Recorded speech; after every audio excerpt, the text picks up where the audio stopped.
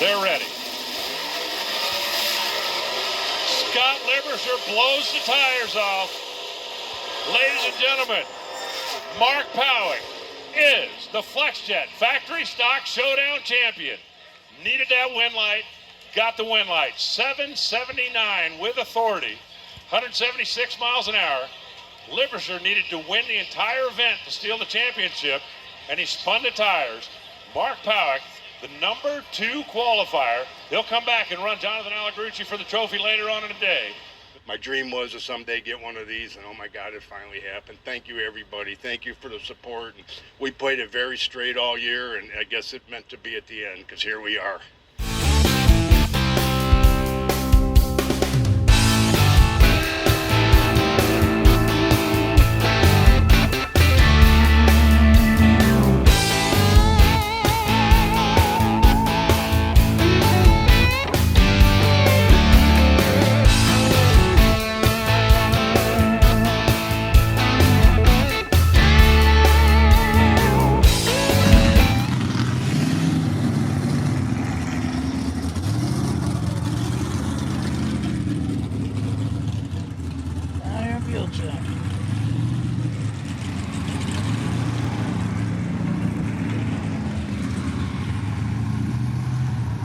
Good morning, this is Jeff Stunker, the Zookeeper's Diary. Today we're going to celebrate Mark Pawuk's big win in Factory Stock Showdown. The FLEXJET program, of course, is well known to those of us who follow factory-oriented drag racing. But, you know, for Mark, this was actually a really great victory from one standpoint beyond just the championship. At Indy, a huge controversy erupted because it was discovered that not one but a number of competitors had an illegal supercharger part. So I'm going to reproduce the documentation that I found on this issue and put it out there so you can read it directly from them, as opposed to me making my statements ahead of time. Then I'll give you my analysis of the whole thing. We'll be back in a couple of seconds.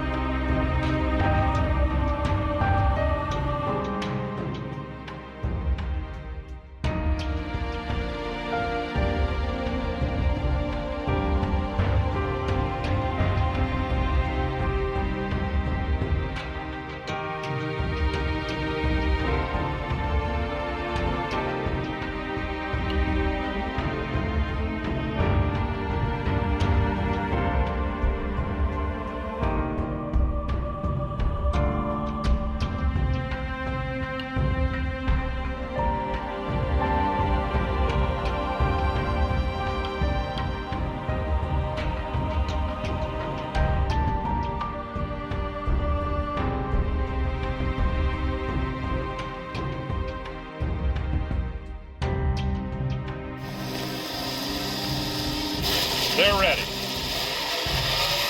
So first of all, to those racers that I know in the class who run GM products, I'm not going to blame you guys who are getting engines from this supplier for what happened. I'm well aware that a lot of times when you've got an engine lease or an engine builder involved, you don't go into the motor, so you don't have a clue if something's not quite right.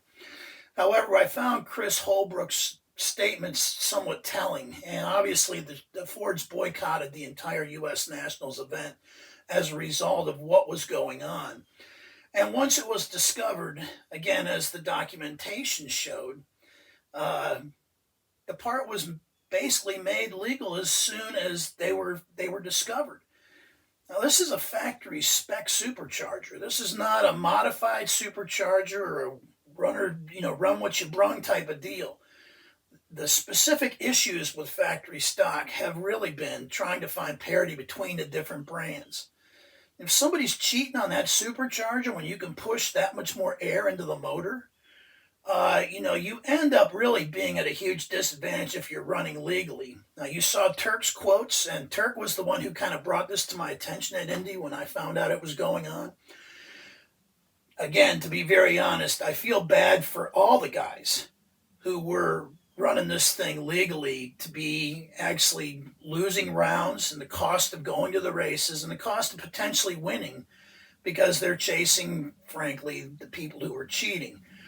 And again, I want to quantify this by saying I don't blame the racers who are leasing the engines, but I do certainly lay a significant blame on the engine builder who was so involved in this process. And you saw his name in that listing. I don't need to go into it. But anyway, we looked at our program. We kept our nose to the grinder, and I struggled a couple races, Indy and Reading. I lost by 5 thousandths in Reading, had to buy into the final. I shut off early. I couldn't see the finish line at Indy. Came around me, I would have had to buy, and then ended up, it all worked out here in the end. We worked very hard all year, and I'm so proud of my whole team, my family. I wish my wife Bonnie was here. For all the fans in NHRA, for FlexJet, for supporting our sport. So here's where I see the real issue is. The person involved here obviously has got a huge footprint in NHRA between running a pro stock car and in Factory X and in the FlexJet Factory Stock Showdown. I mean, they bring quite a bit of horsepower in every sense of the word to the table. But I felt that, the fact that they were still allowed to race at Indy after this was discovered, and then to top it off that this part was, again, the way I'm reading it, was made eligible as soon as this had happened. That's pretty frustrating. And again, I want to thank Bobby Bennett for his willingness to go into this, because again, there's kind of a big stink associated with this. But none of this takes away from Pawuk's effort. Pawuk, of course, goes back a long, long way in pro stock and literally years and years and years racing. And we know in pro stock there were people who also were not following the rules as they should have been. But Pawuk was always good-spirited about it, and this was really a well-deserved win for him. And especially with everything that's going on right now with Chrysler at the corporate level, we really don't know how much support the Dodges will have continuing to go forward. But it was wonderful to see him get this championship and then go on to win the race at St. Louis. So he bookended the season with the win at Gainesville, and then finishing up with the win here in St. Louis at the end of the year. So Stock Showdown. To go home, the drag pack, or the Coke jet.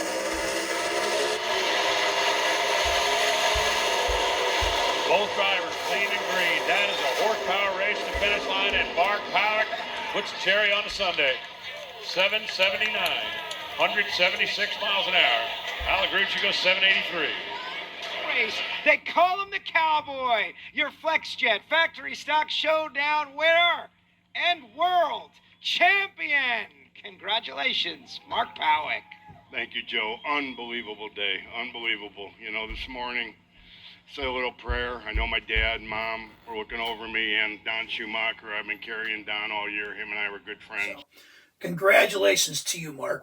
So congratulations to you. I'm going to follow up after that with one other thing that's come up since this happened, and that'll add a little more interesting controversy to this whole thing. With the big prize, the FlexJet Factory Stock Showdown Championship, that trophy is headed back to Akron, Ohio. Let them see that trophy, Mark. Congratulations to Mark Pawuk, your 2024 champion here in Factory Stock.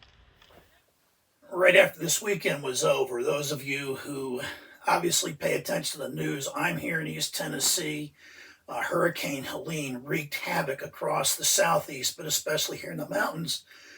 But NMCA and NMRA threw in the towel on their racing series because they had to cancel their final event of the year. But to see NMRA and NMCA disappear, I mean, that's a huge deal for the whole racing community. I mean, these were places where people who didn't want to do NHRA type stuff could always go and run. And frankly, there were combinations that were legal there that were not legal in the NHRA categories at this point. And this will then, again, limit the number of people who, the number of places people can race at. So Brett Kepner followed up with that whole situation, with the controversy, and kind of brought it to a logical conclusion. He noted that as soon as these Factory X / Factory Stock Showdown cars, as soon as those cars get to 749, this deal's over with. And in some of the more outlawish type of races, you know, we saw some 750s. But the reality is that due to changes that are required by the SFI rules and everything else, you will not be able to run a stock-bodied vehicle stock chassis vehicle in those categories. So, and he said it's got one of two choices. It can choose to go flat out and basically kill itself, which the history of racing is the way a lot of things have gone. Or the racers can choose themselves that they want to continue to play this game and, again, play it fair and self-police the realities of going fast. We all want to see big numbers, but the reality becomes one where you have to make sure that you are, again, adhering to the letter of the law with some of this stuff. Again, the people involved in the controversy, I've known them since my IHRA days, which has been, believe it or not, almost 30 years now. And I was frankly surprised. And again, just as Turk said, it's sad when you think that somebody takes that kind of undue advantage, especially when they're supplying engines to other teams, and gets away with it for who knows how long. So anyway, I just want to congratulate Mark Pawuk. Again, if you're a Mopar guy, believe it or not, he's told me he's got a few collector Mopars that he plays with a little bit, and he is a true Chrysler enthusiast. And it's very cool to see this victory come up in the Factory Stock Showdown program. Dave Davies, of course, is the one who sponsors through FlexJet. And Dave is a no-nonsense type of guy. And, his job in the aviation business is pretty high stress. So he races to kind of to blow the steam off. But, again, it's been a wonderful season for the FlexJet series overall in terms of participation. And we're looking forward to next year with a little more even-keeled reality to how these things run. So this is Jeff Stunkard for Zookeeper's Diary. That's the way I see it, and I'll be back. Good friends, and the way the championship come down to 4 cars, coming down to this race with a couple rounds of each other, actually a round and a half, is just unbelievable. And I'm just can't believe that I ended up on top, but it is freaking awesome. That's right. What do you think race fans are? And I want to take you back, though. I want you to get all emotional, talking about Don Schumacher and what he did to get you back. Everybody remembers your pro stock days. You didn't really retire. You went off to do some other things, but he brought you back. And a couple of years ago, I'm bringing you back to a specific moment, the U.S. Nationals, kind of early in your run, you runnered up, and it was a very tough and brutal defeat for you. And now you're holding the Wally, you're a world champion, you're the national record holder, you have pretty much done all you can do in this category. Tell me about this journey you have been on. So, you know, when I decided to buy my car from Don, I looked at the whole program. Obviously, my daughter Cassandra's out here. My son Kyle, they were the ones that kind of brought me back into the sport. I decided to hook up with David Barton and Ray Barton Racing Engines and Mike Valerio, who's been around the sport forever. I got the oldest crew in motorsports here, trust me. And all my sponsors. Can I go down all of them? You can go down a few of them. How much time we have? You have about 2 Like an minutes, hour? 1 minute. Okay. Well, Mr. Heater and Ohio Cap been with me forever, and of course my company in Paco. But I've got Redline Oil, VP, Diamond Pistons Pack, Summit Racing Equipment, Mopar. The list goes on and on and on. And for everybody that's been with me this year, including the Barton family, Mike Valerio, my kids, Don Schumacher, and my parents, I couldn't be more proud than to be able to have this Wally and the World Championship trophy. It's been a dream all my life. I never, ever imagined I would come to this day. And you did. Here's your Midwest Nationals winner and world champion, Mark Pawuk. Talk about completing the circuit, the family, Cassandra.